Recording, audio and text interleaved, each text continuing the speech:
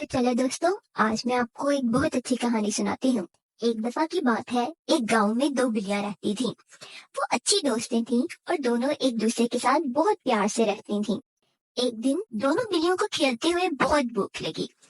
इन्हें कुछ फासले पर रोटी का एक टुकड़ा नजर आया। वो रोटी के टुकड़े पर लड़ने लगी। एक बिल्ली ने कहा कि मैंने इसे पहले पाया है तो ये टुकड़ा मेरा है, जबकि दूसरी बिल्ली कहने लगी नहीं, पहले मैं पहुंची हूँ इसीलिए ये टुकड़ा मेरा है। इस तरह काफी देर दोनों में बहस चलती रही। दरख्त पर एक बंदर ने रोटी पर लड़ते इन बिल्लियों को देखा तो इसको एक तरकीब सोची। इसने कहा कि तुम झगड़ क्यों रहे हो, मैं तुम लोगों की मदद कर सकता हूँ, क्योंकि मेरे पास एक पैमाना है जो रोटी को बराबर हिस्सों में तकसीम कर सकता है। दोनों बिल्लियों को बंदर का मशवरा काफी पसंद आया।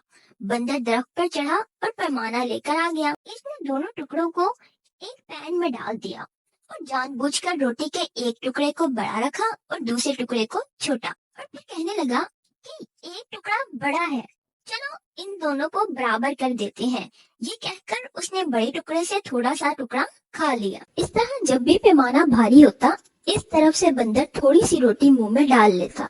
दोनों बिल्लियां ये देखकर घबरा गईं, मगर वो फिर भी खामोशी से बंदर के फैसले का इंतजार कर रही थी, क्योंकि वो एक दूसरे को ज्यादा रोटी नहीं देना चाहती थी।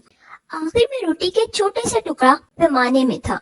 बंदर ने कहा, जैसा कि तुमने देखा कि मैंने रोटी को तकसीम करने का काम अपने पैमाने से किया है, इसीलिए मुझे अपनी मेहनत का कुछ सिला भी चाहिए। तो वो रोटी के बाकी टुकड़े को खा गया और बेचारी बिल्लियां उस बंदर को देखती रह गईं। और इस तरह दोनों बिल्लियों को एहसास हुआ कि बंदर उनकी मदद नहीं कर रहा था, बल्कि उनकी लड़ाई का भरपूर फायदा उठा रहा था।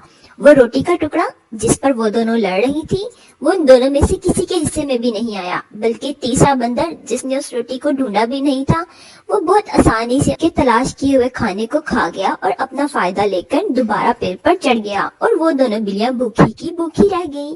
तो प्यारे बच्चे, इस कहानी से हमें भी यही सबक मिलता है कि हमें भी मिलजुल कर रहना चाहिए और लड़ाई झगड़े से परहेज करना चाहिए, क्योंकि इसमें हमारा ही नुकसान होता है, दूसरे इंसान का हमेशा फायदा ही होता है। Thanks for watching, friends. Don't forget to like, share and subscribe my channel because your support encourages me to make more amazing videos for you.